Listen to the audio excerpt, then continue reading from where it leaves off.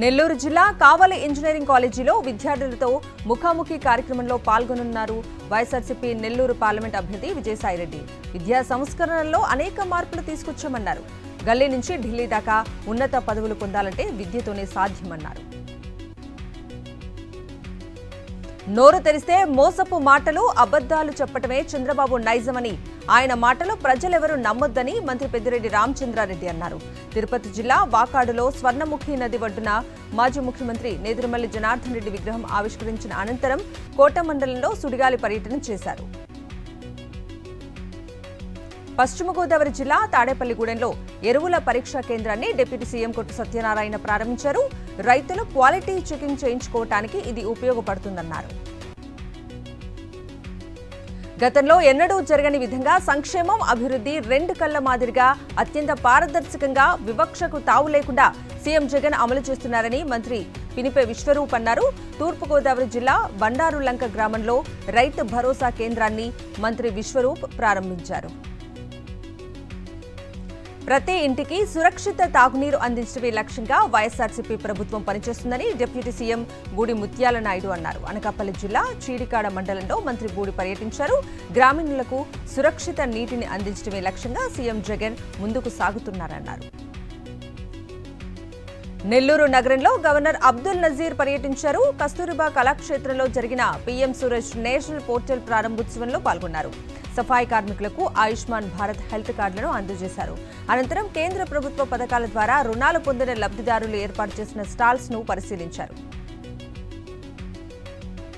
ఆంధ్రప్రదేశ్లో జరగనున్న సార్వత్రిక ఎన్నికల్లో జీరో వైలెన్స్, నో రీపోల్ ప్రధానంగా ఉండాలన్నారు రాష్ట్ర ప్రధాన ఎన్నికల అధికారి ముఖేష్ కుమార్ మీనా. అందుకు అనుగుణంగా జిల్లా ఎన్నికల అధికారులు, ఎస్పీలు, సిపిలు ప్రణాళికాబద్ధంగా ముందస్తు ఏర్పాట్లు చేసుకోవాలని ఆదేశించారు. వీడియో కాన్ఫరెన్స్ ద్వారా ఎన్నికలకు తీసుకుంటున్న చర్యలను సమీక్షించారు. తిరుపతిలో నూతనంగా నిర్మించిన గోదాదేవి, కులశేఖర ఆల్వార్ మార్గాలను ప్రారంభించారు టీటీడీ చైర్మన్ భూమన కరుణాకర్ రెడ్డి. నేతాజీ, భగత్ సింగ్, ఆజాద్, రాజ్గురు విగ్రహాలను ఆవిష్కరించారు. గతంలో తిరుపతిని ఎవరూ అభివృద్ధి చేయలేదన్నారు భూమన కరుణాకర్ రెడ్డి. చిత్తూరు జిల్లా కుప్పం మున్సిపాలిటీ పరిధిలో ఎమ్మెల్సీ భరత్ ప్రచారాన్ని ప్రారంభించారు.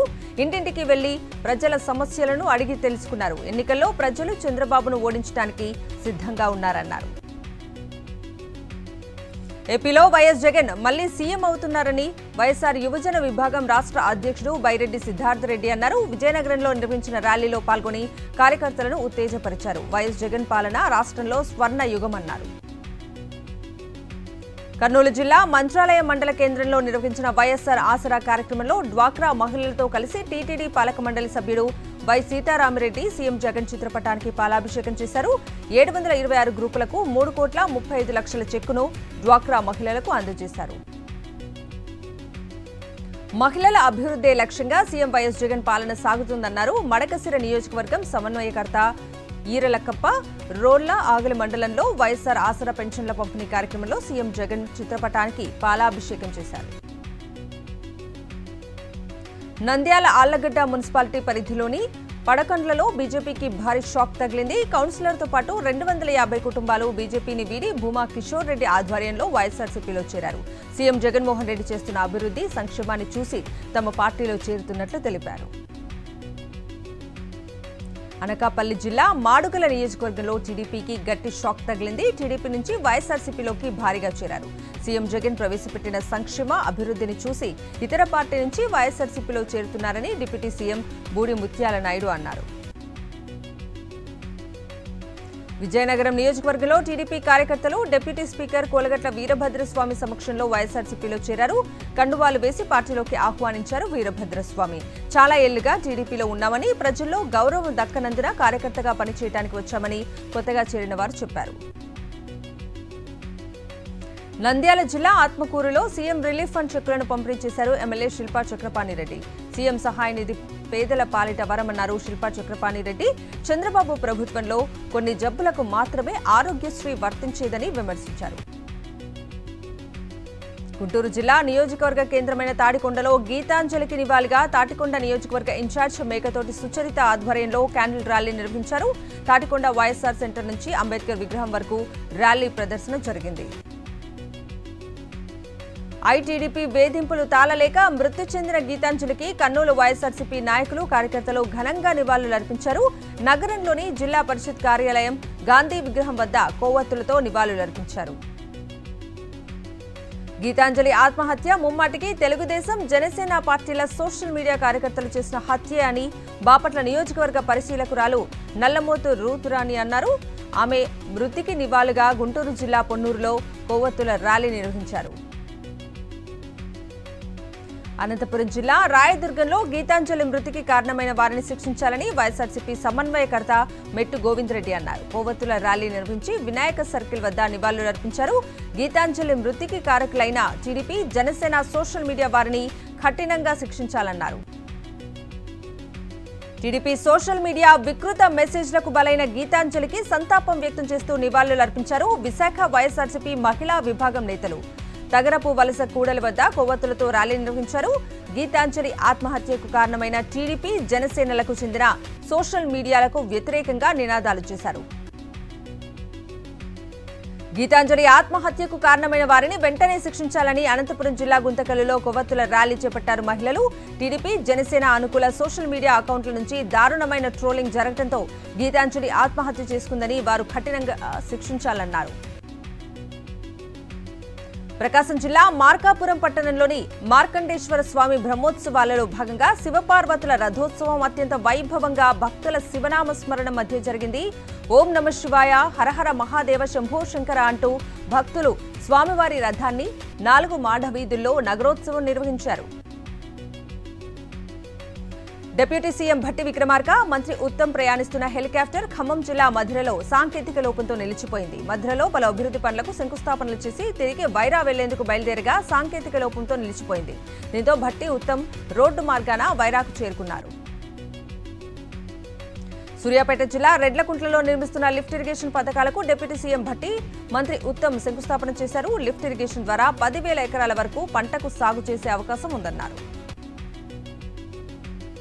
తెలంగాణ రాష్ట్ర ప్రభుత్వం రైతు సంక్షేమమే ధ్యేయంగా పనిచేస్తుందని మంత్రి తుమ్మల నాగేశ్వరరావు అన్నారు. ఖమ్మం జిల్లా వైరా రిజర్వాయర్ను సీతారామ ప్రాజెక్టు కెనాల్ ద్వారా సాగునీరు అందించేందుకు అనుసంధానానికి సీతారామ ప్రాజెక్టు కాలువ పనులకు శంకుస్థాపన చేశారు. ఈ కార్యక్రమంలో డిప్యూటీ సీఎం భట్టి, మంత్రులు ఉత్తమ్, పొంగులేటి పాల్గొన్నారు.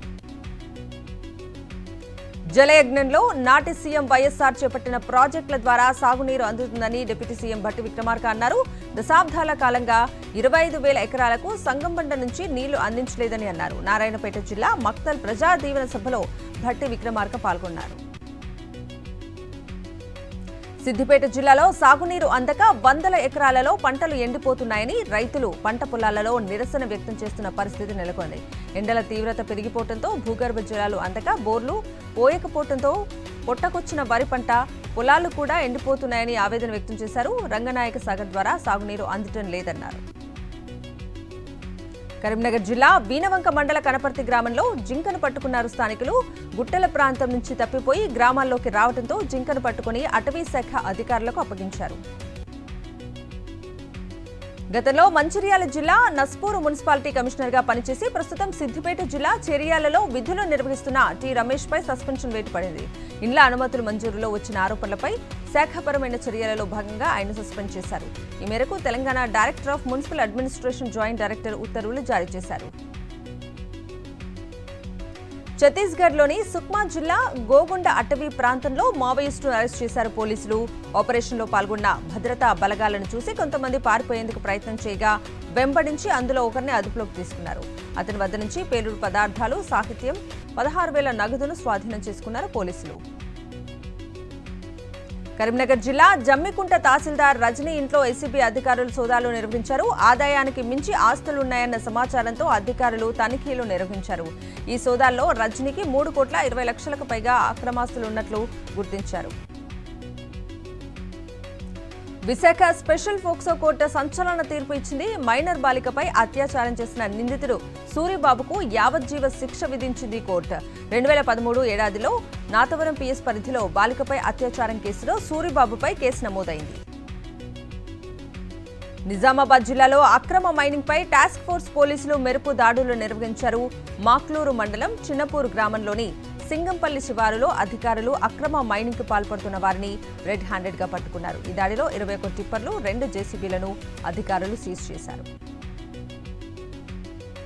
బైక్ చోరీల నిందితులను ఏలూరు జిల్లా చేబ్రోలు పోలీసులు అరెస్ట్ చేశారు. భీమడోలుకు చెందిన 5 యువకులు 25 బైక్లను స్వాధీనం చేసుకున్నారు పోలీసులు. కేసును ఛేదించిన పోలీసులకు క్యాష్ రివార్డ్ అందజేశారు డీఎస్పీ శ్రీనివాసులు. జోగులాంబ గద్వాల జిల్లా కేంద్రంలో జరిగిన ఒక పెళ్లి వేడుకల్లో 30 తులాల బంగారాన్ని గుర్తు తెలియని వ్యక్తి చోరీ చేశాడు. పెళ్లి వేడుకలు ముగిసిన తర్వాత 30 తులాల బంగారంను బ్యాగ్లో ఉంచి నిద్రిస్తున్నారు. ఇదే అదునుగా భావించి ఆగంతకుడు రూముల్లో వెతుకుతూ బంగారం ఉన్న బ్యాగును దొంగిలించి పరారయ్యాడు. నిందితుడు కదలికలను సీసీ ఫుటేజ్ ద్వారా పరిశీలించి కేసు నమోదు చేసి దర్యాప్తు చేస్తున్నారు పోలీసులు. తిరుపతి బాలమందిర్ పాఠశాలలో బాలుడు మిస్సింగ్ కలకలం రేపింది. రేణుగుంట బుగ్గవీధికి చెందిన 4వ తరగతి చదువుతున్న మునిరంజన్ ఆచూకీ దొరక్కపోవడంతో తల్లి స్వాతి పిఎస్లో ఫిర్యాదు చేసింది. బాలుని బాకరావుపేటలో బస్సు ఎక్కించి పంపినట్లు మరో విద్యార్థి సతీష్ చెబుతున్నాడు. కేసు నమోదు చేసిన పోలీసులు దర్యాప్తు చేస్తున్నారు. సార్వత్రిక ఎన్నికల్లో గెలుపే లక్ష్యంగా దూకుడు పెంచింది బీజేపీ. అరుణాచల్ ప్రదేశ్ అసెంబ్లీ అభ్యర్థుల జాబితాను రిలీజ్ చేసింది.